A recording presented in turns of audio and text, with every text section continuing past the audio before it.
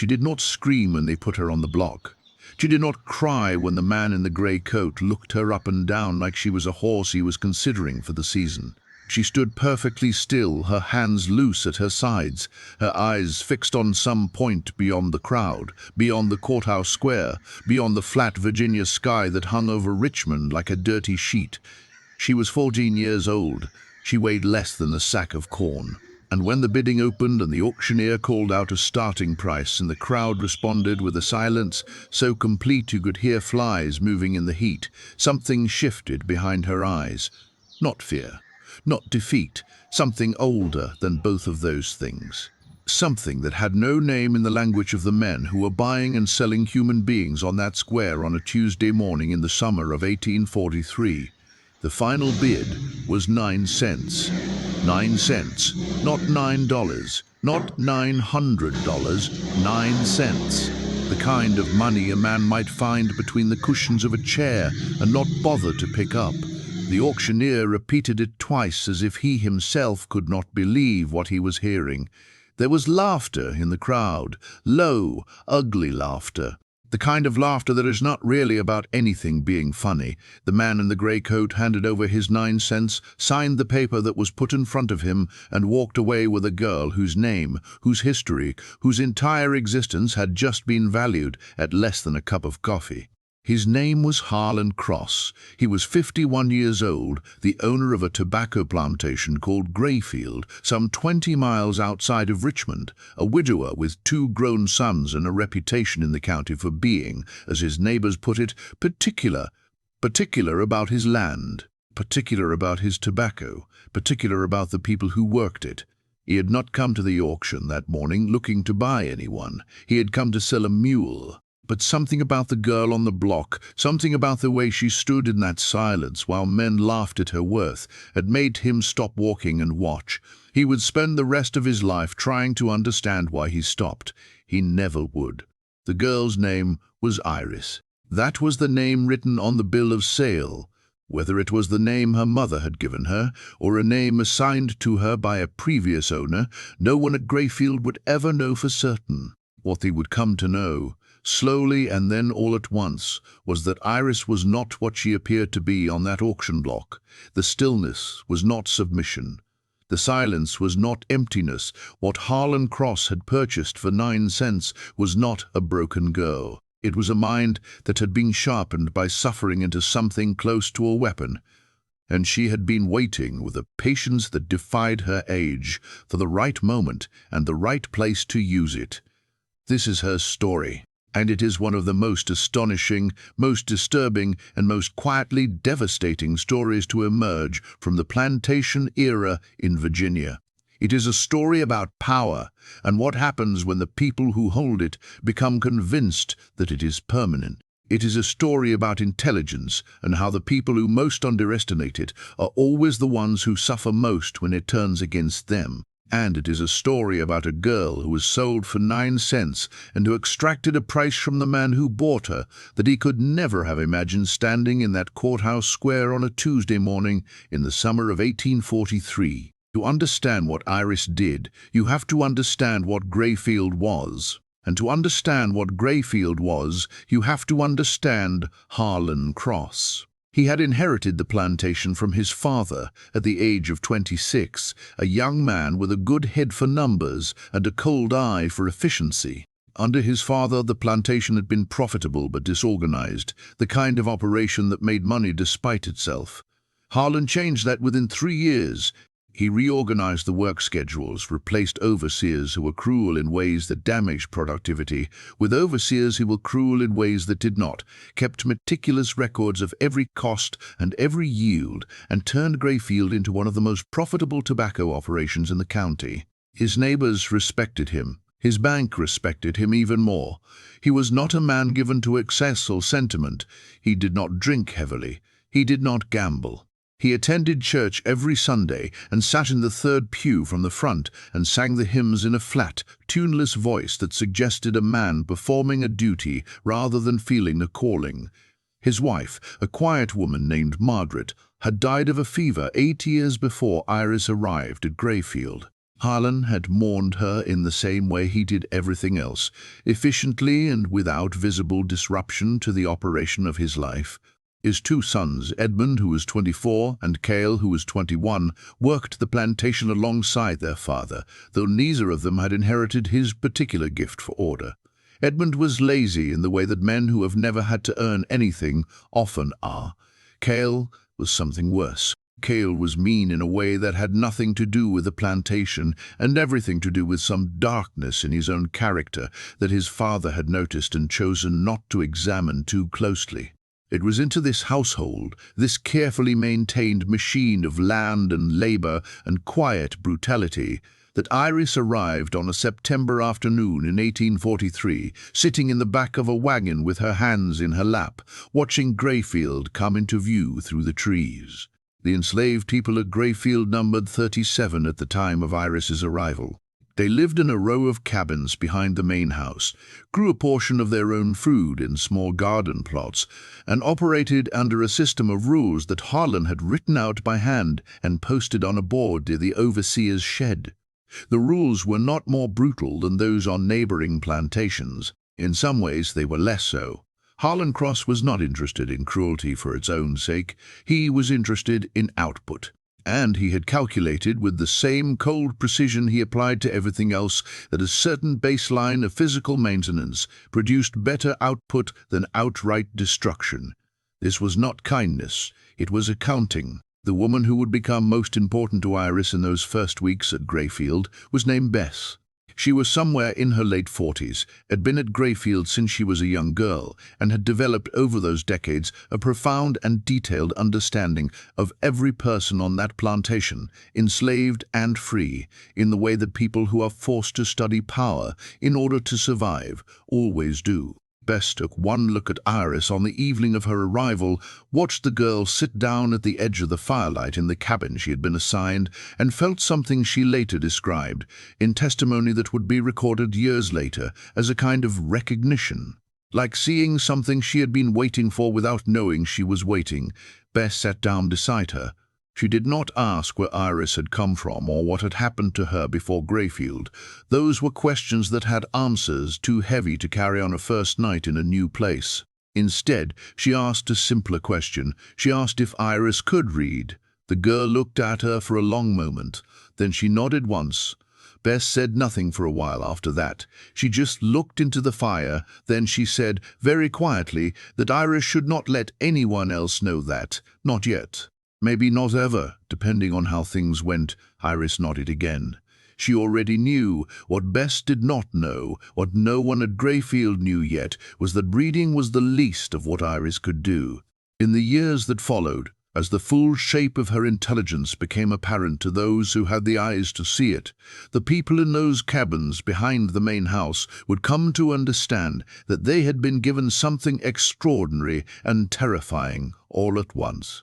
A mind like a trap, a memory like a stone wall, and a patience, a cold, absolute patience that none of them had ever seen in anyone so young. But in September of 1843, she was still just a girl, sitting by a fire on her first night at Greyfield, and Harlan Cross was in his study 20 yards away, recording in his ledger the purchase of one female, age approximately 14, condition fair, price 9 cents, and thinking nothing more about it than he would have thought about any other minor transaction in the long-running account of his life. He would think considerably more about it before the end. Iris was put to work in the main house within her first week at Greyfield. This was Bess's doing. Bess worked in the kitchen and had, over years of careful maneuvering, established a degree of influence over domestic arrangements that stopped well short of anything Harlan Cross would have recognized as power, but functioned as power nonetheless. She told the overseer, a man named Tully, that the new girl had clean hands and a quick mind and would be wasted in the fields. Tully, who trusted Bess's assessments of the other enslaved people because they had always proven accurate, passed this recommendation to Harlan, who approved it without much thought. So Iris came into the house. She cleaned, she carried, she served at table when the family ate. She moved through the rooms of that house with a quietness that the Cross family quickly stopped noticing, the way you stop noticing furniture after a while, the way the powerful have always stopped noticing the people who serve them. And that invisibility, that complete and comfortable invisibility, was exactly what Iris needed. Because she was watching. She was watching everything. She watched Harlan Cross at his desk, noting which drawer he opened most often, how long he spent with his ledgers, when he left the room and when he stayed. She watched Edmund, who spent his mornings in bed and his afternoons either on horseback or drinking on the back porch, and who noticed Iris in the way that young men on plantations often noticed enslaved women and girls, with an appetite that he made no particular effort to conceal. She watched Kale, who was more dangerous than his brother because he was less predictable, whose anger moved through him in waves that had no obvious cause and no reliable pattern. She watched the overseer, Tully, watched which of the men in the cabins he favored and which he targeted. She watched the cook and the laundress and the stable hand and the man who drove the wagon to Richmond twice a month.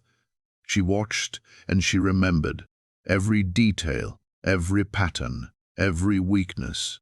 Bess watched Iris watching and said nothing. But in the evenings, by the fire, she began to talk, slowly at first, then with more openness as trust built between them in the way it builds between people who recognize something true in each other. She told Iris the history of Greyfield, the things that had happened there, the people who had come and gone, the things that had been done and the things that had been survived. She told her about Harlan's wife Margaret, who had been kinder than her husband, but whose kindness had been the helpless kind, the kind that watches and feels, but does not act. She told her about the years before Harlan inherited the plantation, when his father had run it differently, and the difference had not been better, only louder, and Iris listened. She stored every word in that extraordinary memory of hers, fitting each piece of information into a structure that was taking shape in her mind with a clarity and a deliberateness that Bess could sense but not fully see. One evening, about 4 months after Iris's arrival, Bess asked her directly what she was thinking about, what she was planning. Iris looked at her for a long time. Then she said something that Bess would remember for the rest of her life. She said she was not planning anything yet. She said she was still learning the house. Bess asked her how long she thought that would take. Iris said she would know when she was finished. The winter of 1843 came hard to that part of Virginia. The ground froze early, and the tobacco that had not yet been processed sat in the curing barns like a debt that needed settling. Harlan Cross spent those cold months in his study, more than usual, bent over his ledgers, running numbers that never quite came out the way he wanted them to. The previous season had been difficult. A blight had taken nearly a third of one field. The price per pound in Richmond had dropped for the second consecutive year. Harlan was not a man who panicked, but he was a man who noticed, and what he noticed that winter was that the comfortable margin between what Greyfield produced and what Greyfield cost was narrowing in a way that demanded attention. He responded the way he always responded to problems, with discipline and with pressure. Work schedules were extended, rations were reviewed and in some cases reduced. Tully received a set of new instructions that he carried out with the mechanical efficiency of a man who understood that his own comfort depended on the comfort of the man above him. The atmosphere at Greyfield that winter was the kind that settles over a place when the person at the top is under strain, a tightening, a held breath, a sense that the tolerance for anything that was not useful had dropped close to zero. Iris felt this change the way you feel a shift in air pressure before a storm. She adjusted accordingly. She became even quieter, even more efficient, even more efficient, even more efficient. She never gave Tully or Harlan or either of the sons any reason to look at her twice, and while she performed this perfect invisibility, she continued doing the things she had been doing since the first week of her arrival. She continued learning the house. By the time the ground thawed in March of 1844, Iris knew Greyfield in a way that its owner did not. She knew which floorboards creaked and which ones did not. She knew that the lock on Harlan's study door had a fault in the mechanism that allowed it to be opened from outside without a key if you applied pressure at a specific angle. She knew that Edmund kept a bottle of brandy behind the false back panel in his wardrobe, that he was in debt to a man in Richmond whose name appeared in letters he received and then burned, and that the debt was significant enough to make him afraid. She knew that Kale, who presented himself to his father as a hard worker and a serious man, was spending 2 nights a week away from the plantation, in circumstances that he had gone to considerable lengths to conceal. She knew that Tully, the overseer, had been skimming small amounts from the grain stores for at least 2 years, replacing the weight with sawdust and selling the surplus in town. She knew all of this because she had watched and listened and remembered with a precision that bordered on the inhuman. And she had shared none of it with anyone except Bess, and even with Bess she shared only what she chose to share, measuring each disclosure with the same careful deliberateness she applied to everything else. Bess, for her part, had moved from suspicion to something approaching awe in those months. She had known sharp people before. She had known people who survived by their wits, and people who resisted in the small, quiet ways that were the only ways available to them. But she had never known anyone like Iris. There was a quality to the girl's intelligence that went beyond cleverness or even strategic thinking. It was architectural. She was building something. Bess could feel the shape of it without being able to see the whole design, the way you can feel the size of a building from inside one room without knowing how many rooms there are. She asked Iris once, on a cold March evening when the fire was burning low and the rest of the cabin was asleep, whether she was afraid. Iris considered the question seriously, the way she considered everything. Then she said that fear was only useful when it told you something you did not already know. She said that she already knew everything she needed to know about the things that could be done to her at Greyfield. Knowing it did not make it less terrible, but it meant that fear had nothing new to teach her, so she had put it somewhere where it could not interfere with her thinking.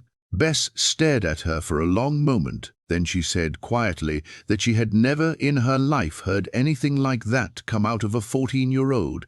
Iris almost smiled. She said she would be 15 in June. It was in the spring of 1844 that the first thing happened.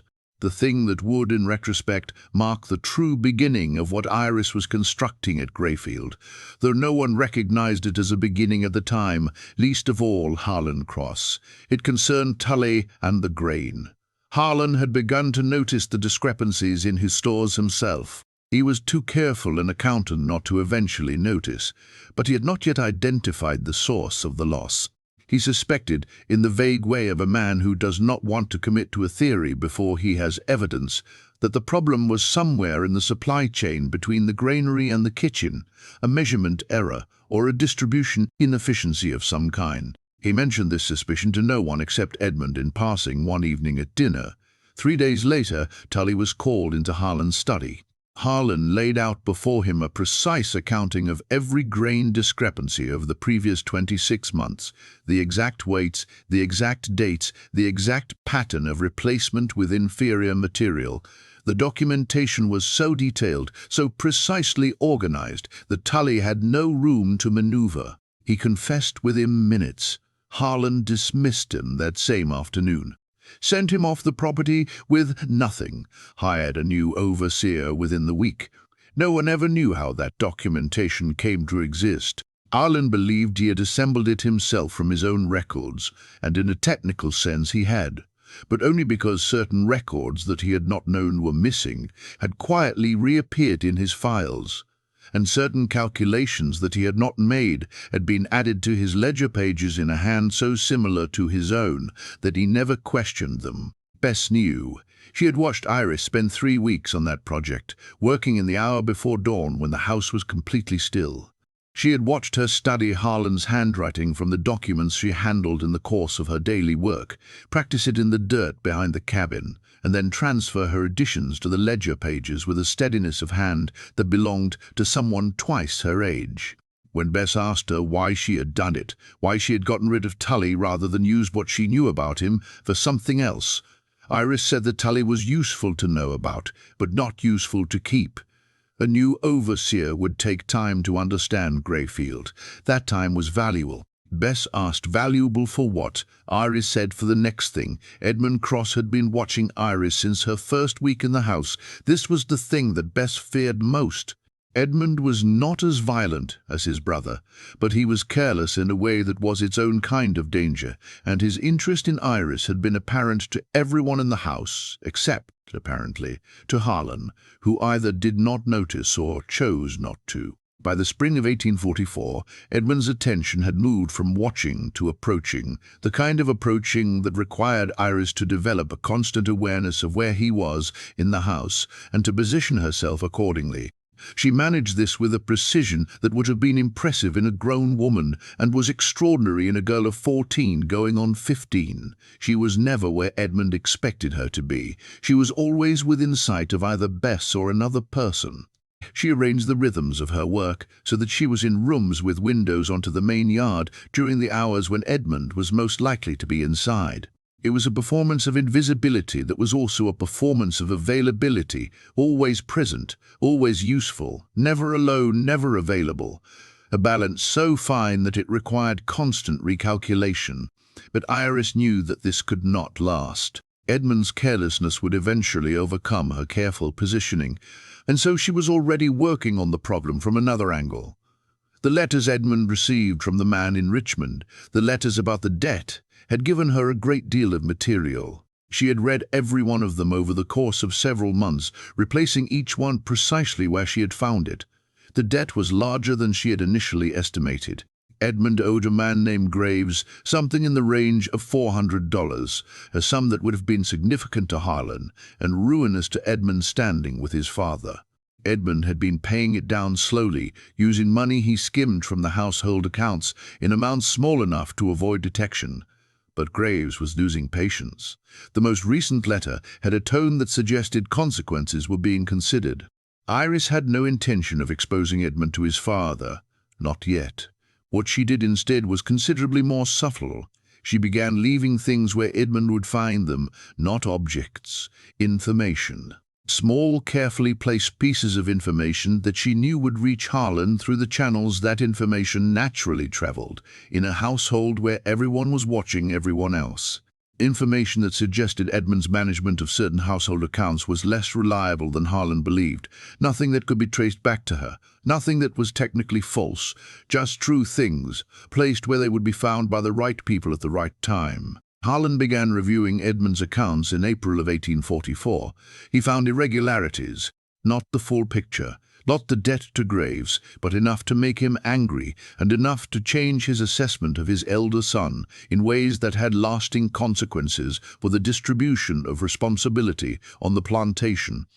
Edmund was removed from any involvement in the finances. He was given physical work to do, work he resented and was bad at, and his status in the household dropped in the way that status drops when a father's respect drops, quietly but completely. Edmund, to his credit or perhaps to his detriment, suspected that something had happened that he did not understand. He could not identify a source. He could not find an explanation that made sense.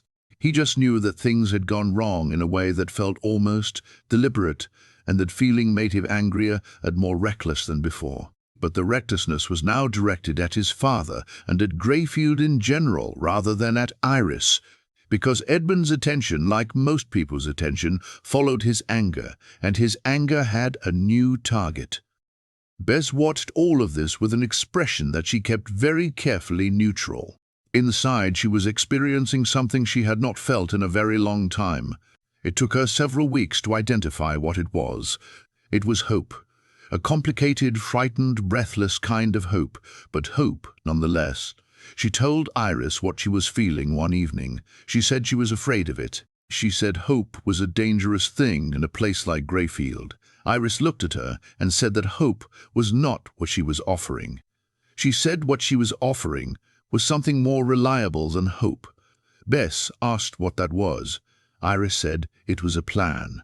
It was around this time, in the late spring of 1844, that Kale Cross began to become a serious problem. Kale had always been the more dangerous of the two brothers, but his danger had previously been diffuse, the kind that spreads across a whole environment like a bad smell rather than concentrating itself on a single target. He was cruel to the people in the cabins in ways that were difficult to predict and therefore difficult to defend against.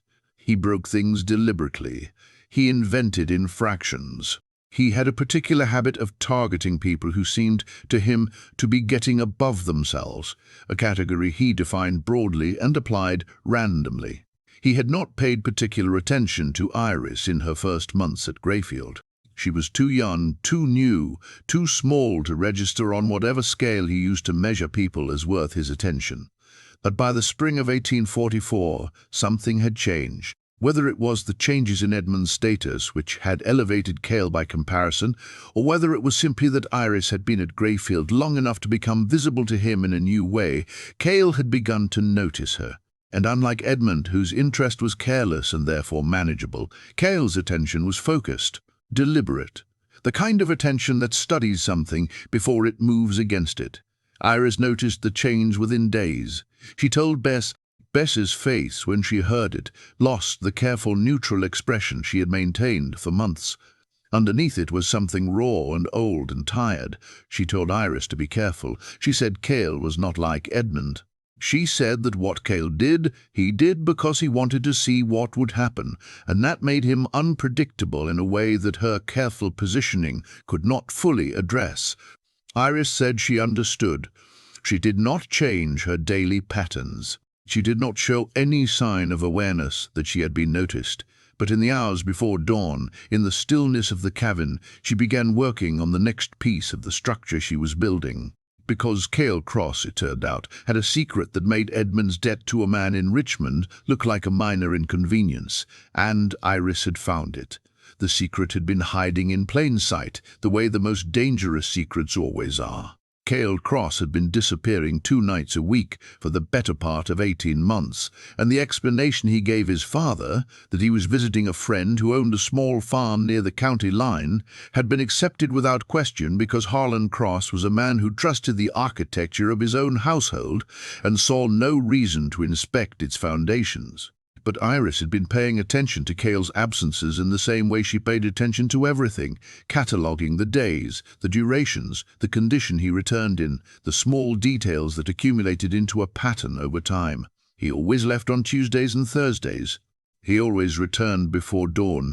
He always came back with his boots, muddy in a specific way, the red clay mud that came from the low ground near the river, rather than the dark soil of the plantation fields. He always smelled of wood smoke and something else, something sweeter, that Iris identified after several weeks of careful observation as a particular kind of pipe tobacco that was not sold in the county town, but that she had smelled once on a tradesman who came through from further south.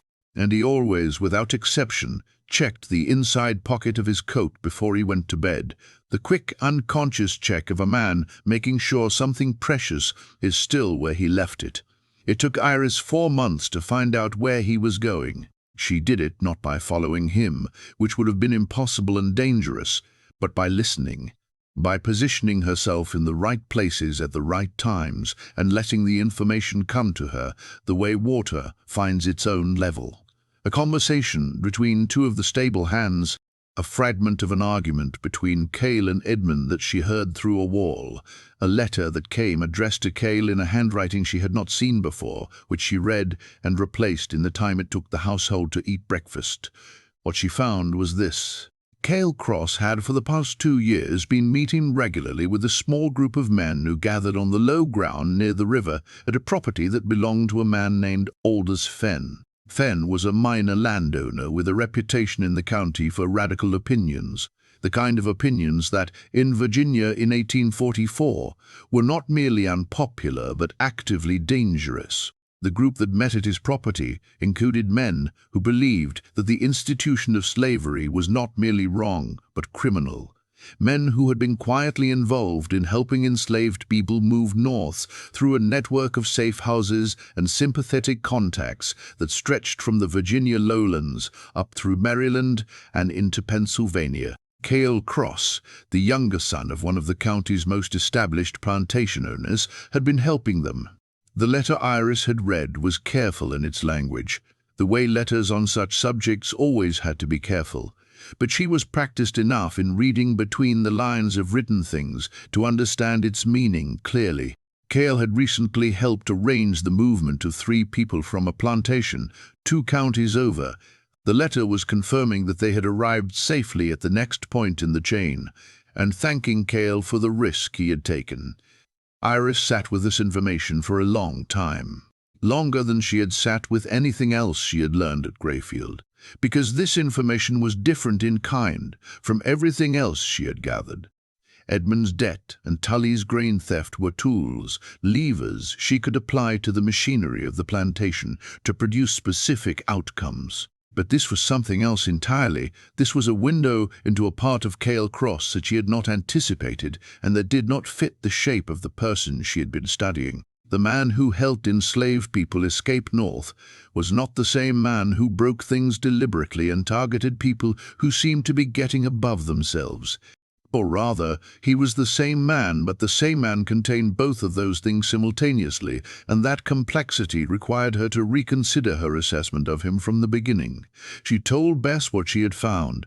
Bess was silent for so long that Iris thought she had fallen asleep. Then she said, without looking up from the fire, that she had always wondered about Kyle. She said there was something in him that didn't fit the rest of him, like a piece from a different puzzle that had been forced into the wrong place. Iris said she needed to think about what to do with what she knew.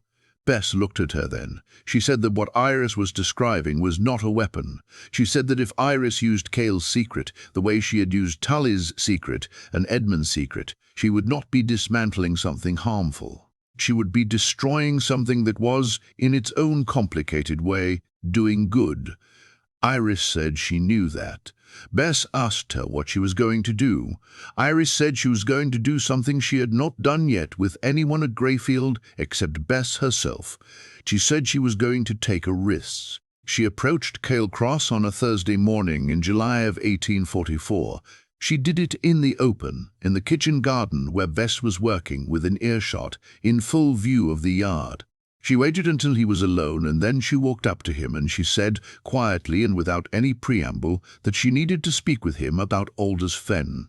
The change that moved across Kale's face in that moment was something Bess would describe years later as the most frightening thing she had ever seen. Not anger, not threat, pure and absolute terror. The terror of a man who has just realized that the wall he built around the most dangerous part of his life has a crack in it that he did not know was there. He said nothing for a long moment. Then he said, very quietly, that she should come with him. Bess made a small sound. Iris glanced at her and gave the smallest possible shake of her head. She followed Kale. They walked to the far end of the kitchen garden, out of earshot of everyone. Kale stood with his back to the main house and looked at her with an expression that had moved from terror to something more controlled, but no less intense. He asked her what she knew and how she knew it. She told him what she knew. She did not tell him how. She had learned, in the months at Greyfield, that how was almost always more valuable than what, and that you never gave away the mechanism if you wanted to preserve the ability to use it again. Carl listened without interrupting. When she finished, he was quiet for a long time. Then he asked her what she wanted, and here is where Iris did something that none of the people who would later try to make sense of her story fully understood. She did not ask for money. She did not ask for her freedom. She did not ask for her freedom. She did not ask for protection from Edmund or better conditions in the house. She did not ask for anything that would have made sense as the demand of a girl trying to survive in a dangerous place. She asked for access to books. Kale stared at her. He said he did not understand. She said it plainly. She said she wanted books. History books. Books about law. Books about medicine if he could find them. She said she wanted them brought to her quietly, 1 or 2 at a time, and she wanted time to read them without being observed. Kale looked at her for a very long time. Then he asked her if she could read. She said she could. He asked her how. She said that was not something she was prepared to discuss. Something shifted in his expression then. The terror had not gone, but it had reorganized itself around something else, something that looked improbably in the middle of a plantation kitchen garden in Virginia in 1844, like the beginning of respect. He said he would bring her books. She said she would keep his secret. Then she walked back to where Bess was working and picked up her basket and continued with the morning, as if nothing had happened. Bess did not ask what had been said. She could see enough in Iris's face to know that whatever had happened, it had gone the way Iris intended, and that frightened her and relieved her in equal measure. The books began arriving within 2 weeks. Kyle was careful about it, wrapping them in cloth and leaving them in a specific place in the stable that Iris checked every few days. She read them in the hour before dawn by the light of a small stub of candle that she kept hidden in the lining of her mattress, and she read with the focused intensity of someone who is not reading for pleasure, but for purpose, making connections, building knowledge, fitting what she read into the structure she had been constructing in her mind for the better part of a year. The books about law were the most important. Virginia law in 1844 was a system designed with extraordinary thoroughness to deny enslaved people any standing, any recourse, any existence within its framework. Iris read it all, every statute, every provision, every clause. She read it the way you study the walls of a room you are locked in, looking not for doors because there were no doors, but for the specific points where the mortar between the bricks was weakest. And she found them. Not many, not obvious ones, but they were there, buried in the language of a system so confident in its own permanence that it had not bothered to seal every gap. The law, she understood, was written by men who believed that the people it was designed to contain would never be able to read it. That confidence was the crack in the wall, and Iris intended to put her fingers in it. It was in the autumn of 1844. 14 months after her arrival at Greyfield, that Kale Cross first became aware, in a direct and personal way, that something unusual was present in his household. It happened at dinner. Kale had a guest that evening, a lawyer from Richmond named Beaumont, who had come to discuss a property matter related to a parcel of land adjacent to Greyfield that Kale was considering purchasing. The conversation at table was the kind that men of business have in the presence of their families and their servants, half professional, half social, conducted with the comfortable assumption that the people serving the food are not following the substance of what is being said. Iris was serving that evening. The conversation turned to the property's legal status, specifically to a question about the title, which had a complication in its history related to an inheritance dispute some 30 years prior. Beaumont was explaining the complication, and in the course of his explanation, he cited a specific case from Virginia Circuit Court records as precedent for how such disputes were typically resolved. He got the date of the case wrong by 4 years and misidentified one of the parties. It was not a significant error in the context of the conversation, but it was an error. Iris, pouring water at the sideboard, heard it. She said nothing. She continued pouring. But something in her stillness, some infinitesimal change in the quality of her attention, caught Kale's eye. He looked at her. She was looking at the water glass she was filling, her face perfectly composed.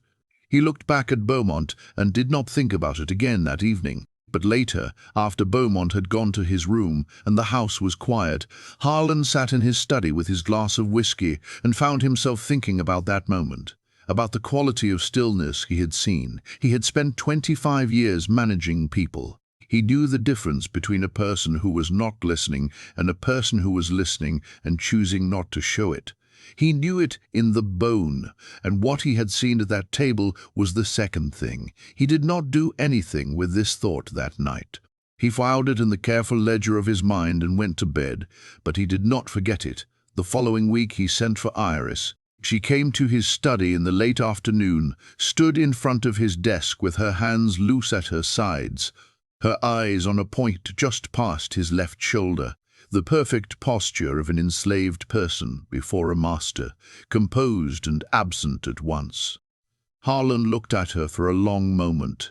Then he picked up a document from his desk, a property deed, and he held it out to her, and he asked her, in a tone that was conversational and gave nothing away, to tell him what the third paragraph said. The silence that followed lasted perhaps 4 seconds, long enough to mean something. Then Iris said in a voice that was steady and quiet, till she could not read. Harlan looked at her. He said nothing. She looked at the point past his left shoulder and waited. He put the document down. He dismissed her. She walked out of his study and down the hall and into the kitchen and stood at the sink with her hands in the dishwater and did not move for a full minute. Bess, who was at the stove, did not look at her. She said very quietly that she assumed it had not gone badly. Iris said it had not gone badly. She said it had gone exactly as she expected. Bess asked what that meant.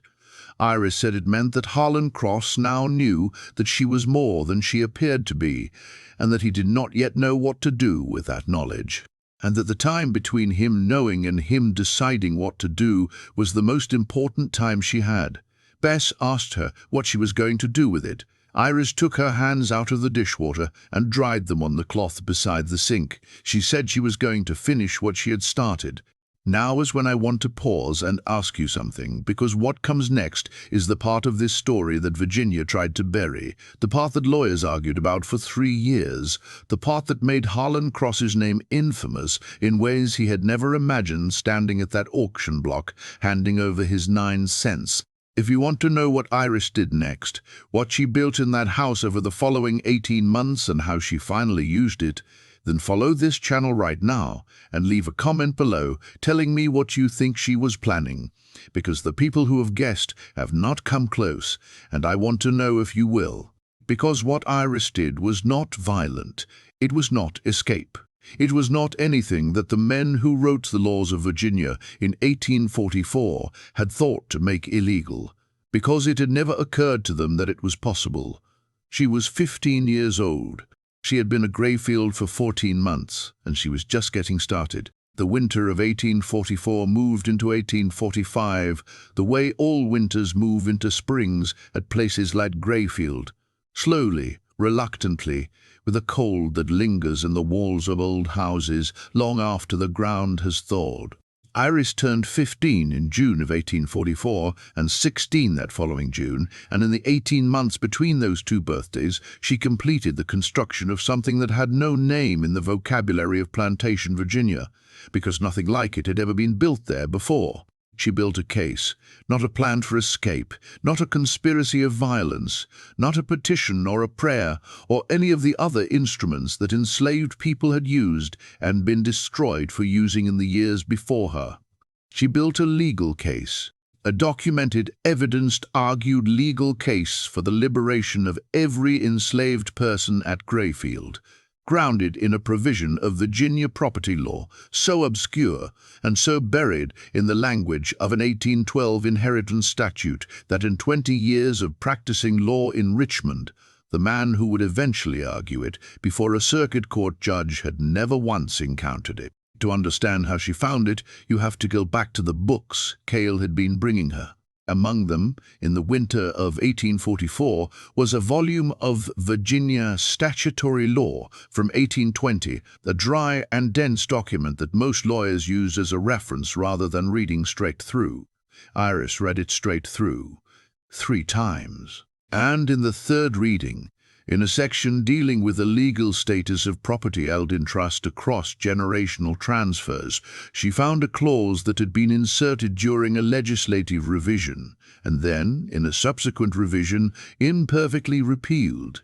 The repeal language contained an error, a pronoun substitution that a tired legislative clerk had made and no one had caught, that left the original clause technically still in force for properties whose title had passed through a specific kind of inheritance arrangement. Greyfield's title had passed through exactly that kind of arrangement. Harlan had inherited it from his father under the terms of a trust established in 1819, the year before the statute was written. The clause, if applied to Greyfield's title history, created a legal ambiguity in the ownership status of what the statute called attached human property, a term that referred, in the bloodless language of Virginia law, to enslaved people who had been part of the plantation's inventory at the time of the trust's establishment, and whose presence had been continuous since that date. 11 of the 37 enslaved people at Greyfield met that description. Bess was one of them. Iris spent 4 months verifying her reading of the statute. She compared it against 3 other legal volumes that Kale brought her. She found 2 cases in the circuit court records, both obscure, both decided on different grounds, that had touched the edges of the same provision without engaging it directly. She constructed the argument from first principles, the way you build a structure when there is no existing blueprint, testing each element for weight before adding the next, going back and rebuilding when something did not hold. She wrote it out by hand in the margins of paper she had gathered over months from the study, single sheets that had been used on one side and discarded, which she collected and stored in the lining of her mattress, alongside the candle stub and the growing archive of observations she had been compiling since her first weeks at Greyfield. She wrote in the smallest hand she could manage to fit as much as possible on each page, and she wrote in a code she had developed herself, a substitution system that used common words to represent legal terms, so that if the papers were ever found, they would read as nothing more than the disconnected notes of someone practicing their letters. Nobody found them. Iris was too careful for that. In the spring of 1845, she made contact with Aldous Fenn. She did it through Kyle, which required a conversation that was the most direct she had ever had with him. She told him she needed to meet with Fenn. She told him why. She did not show him the written argument, but she explained its shape, its foundation, its potential reach. Kay listened without speaking for a long time. Then he asked her a question that surprised her. He asked her why she had not left. He said that he could have arranged it. He said that a girl with her mind, if she had reached the north, could have done things there that she could not do here. Iris said she had thought about it. She said she had thought about it carefully and for a long time, and she had decided that leaving Greyfield would save one person. What she was building might free 11. She said she was not willing to trade 11 for 1. Kay looked at her for a long time. Then he said she was either the bravest person he had ever met or the most stubborn, and he was not sure there was a difference. She said there wasn't. The meeting with Aldous Fenn took place on a Sunday afternoon in April of 1845, arranged under the cover of a permission granted to several of the enslaved people at Greyfield to attend a church gathering at a neighboring farm. Fenn was a thin, intense man in his 50s, with sharp eyes and the careful manner of someone who had spent years doing things that required him to be careful. He had expected, based on Kale's description, to meet someone remarkable. He was not fully prepared for what he actually met. Iris laid out the legal argument for him over the course of 2 hours. She spoke from memory, precisely and without hesitation, citing the statute, the clause, the error in the repeal language, the Greyfield title, history, the 11 people whose status she believed the argument could address. Fenn asked questions, serious, probing questions of the kind that a man asks when he is genuinely engaging with something rather than performing engagement. She answered everyone. When she finished, Fenn was quiet for a long time. Then he said he needed to verify the statute. He said he needed to find someone was standing to bring the case. He said the risks were substantial, not primarily to him or to Kale, but to Iris and to the people at Greyfield, because if the case failed or if Kale Cross became aware of it before it was filed, the consequences would be severe and immediate. Iris said she understood the risks. Fenn asked her how long she had been working on this. She said approximately 18 months. He looked at her the way Kale had looked at her the previous July in the kitchen garden, with that complicated expression that contained terror and respect in equal measure. He said he would make inquiries. The inquiries took 3 months.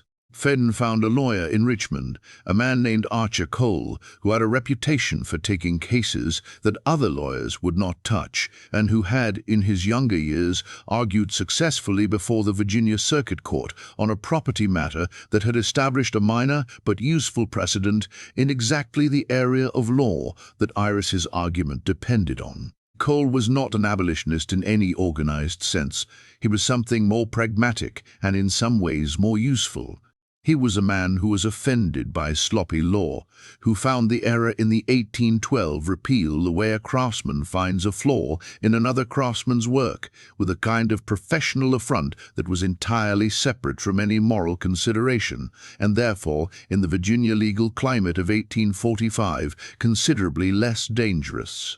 Cole reviewed the argument. He reviewed it again. He made Fenn bring him every source Iris had cited, verified each one, and found one additional case she had not found that further supported the position. Then he said, in the dry tone of a man discussing a contract dispute rather than the freedom of 11 human beings, that the argument was sound. He said it was not airtight. He said no argument in this area of law could be airtight given the composition of the courts.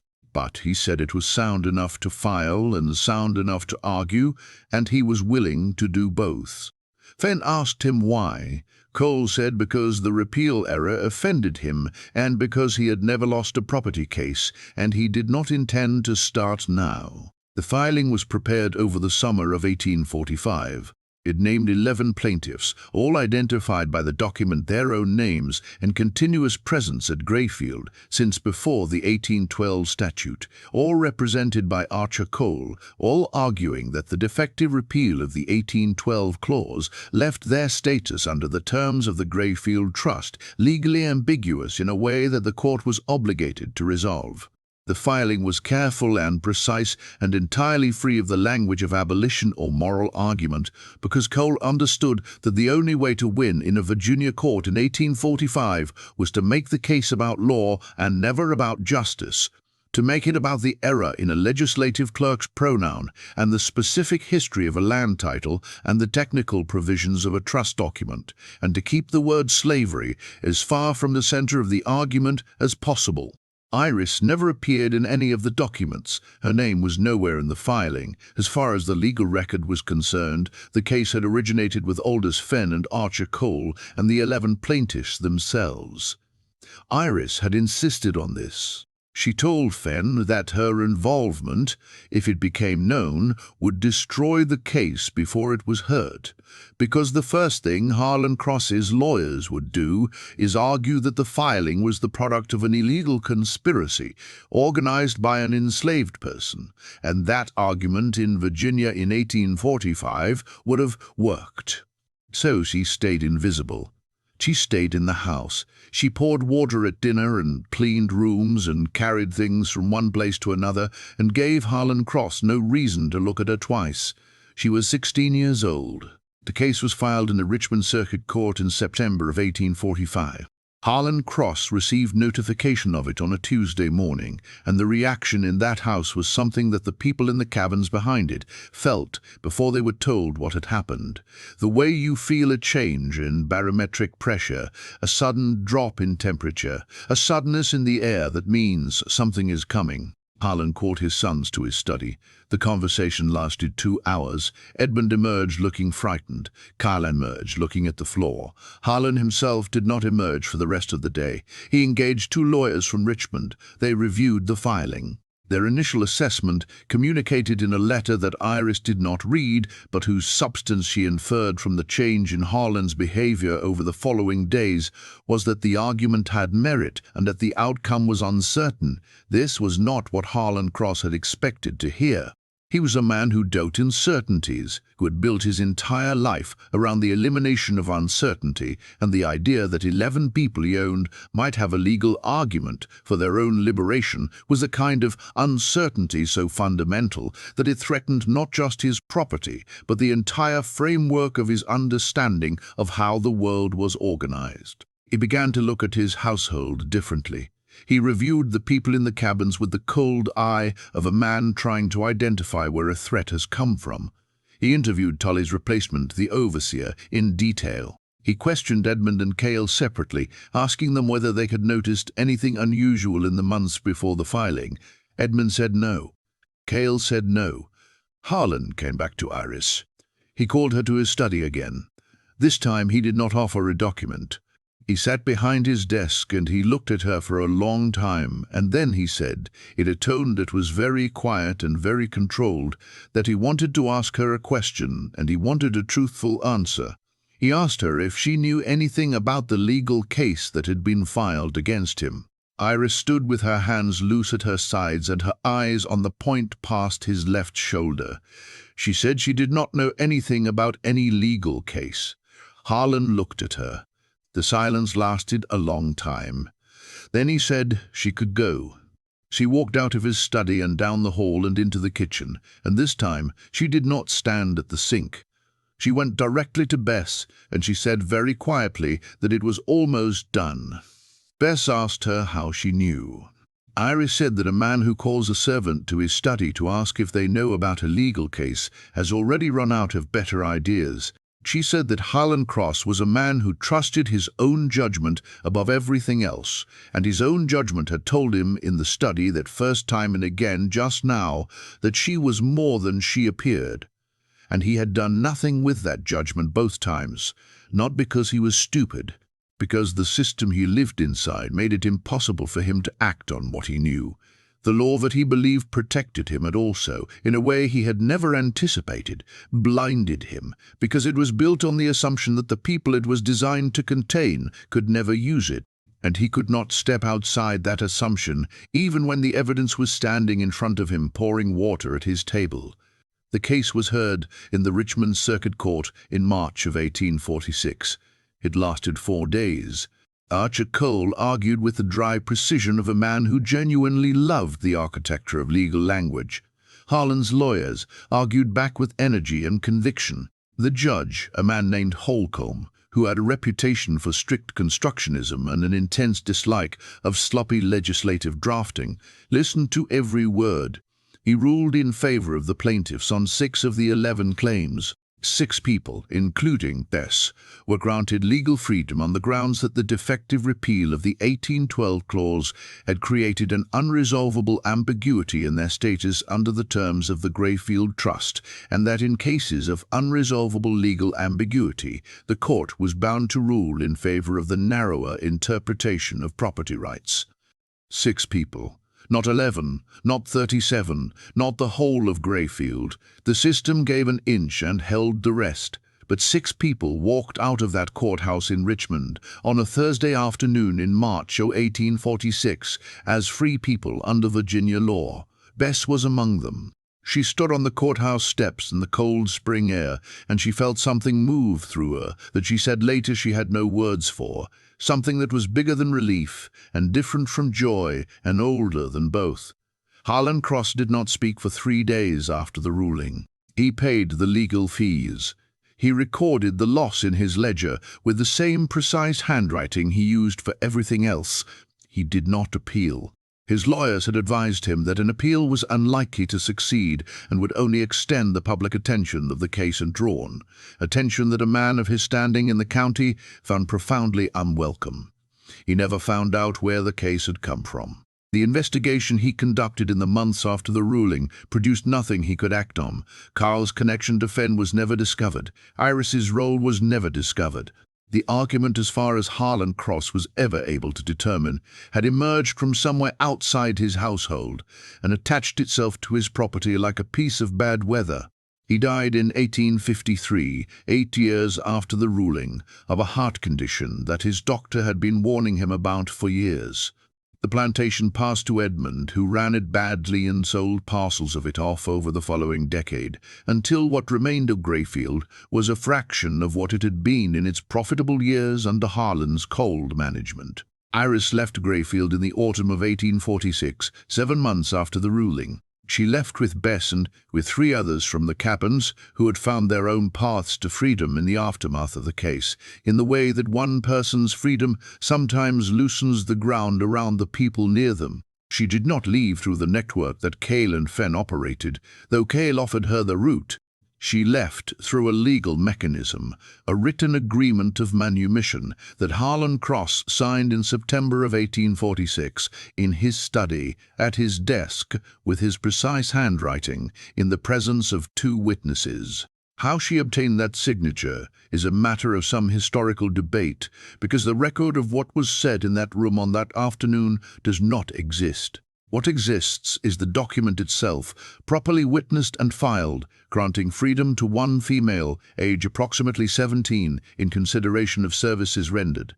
Those who have studied her story have offered various theories about what she said to him in that room. Some have suggested she presented him with the information she had gathered about Edwin's debt. Some have suggested she made a threat regarding Kale's involvement with Fenn that she had never previously deployed. Some have suggested that Harlan Cross, who was by then a sick man facing a plantation in decline at a county that had read about his legal defeat in the newspaper, simply had nothing left to spend on resistance. The most compelling theory, and the one that fits best with everything we know about how Iris operated, is that she walked into his study that afternoon and told him the truth. All of it. From the auction block to the grain records to Edmund's accounts to the law books in the stable to Archer Cole's office in Richmond. She told him everything, calmly and completely, in the same quiet voice she had used in that house for 3 years, and she let him sit with the full weight of what a girl he had bought for 9 cents had done inside the walls of his carefully managed life. And then she put the manumission document on his desk and handed him the pen.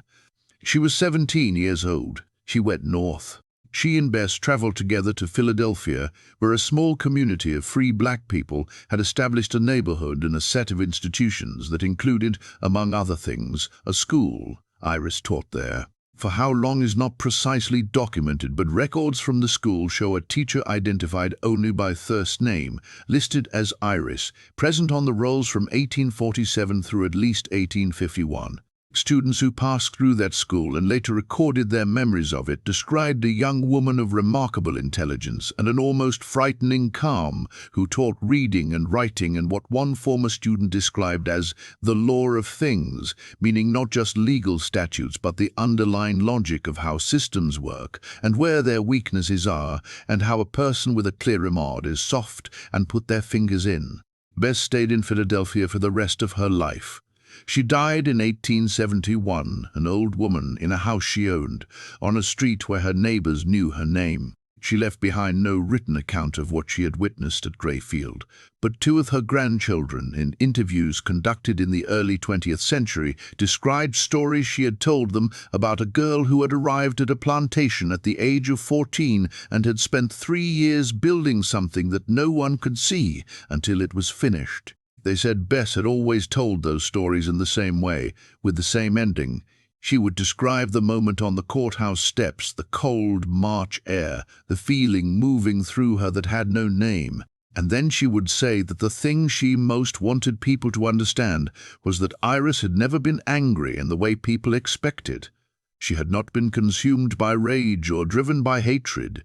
She had been something rarer and in many ways more powerful than either of those things. She had been patient, she had been precise, and she had understood, with a clarity that most people spend their whole lives failing to reach, that the most durable form of freedom is the kind you build yourself, inside the walls of the place that is trying to contain you, from the materials that place provides, using tools that your captors never thought to take away because it never occurred to them that you had them. She had been sold for 9 cents, and she had taken from the man who bought her something that no amount of money could have purchased, and no law he trusted could protect. She had taken his certainty. She had taken his confidence in the permanence of his own power. She had taken the comfortable belief that the world was organized the way he understood it to be organized, and she had replaced it with the knowledge that it was not, that it never had been, and that the only reason he had believed otherwise for so long was that the person who knew differently had been standing at his sideboard, pouring water and waiting for the right moment. 9 cents. That was what he paid for her. It was, without question, the worst investment Harlan Cross ever made.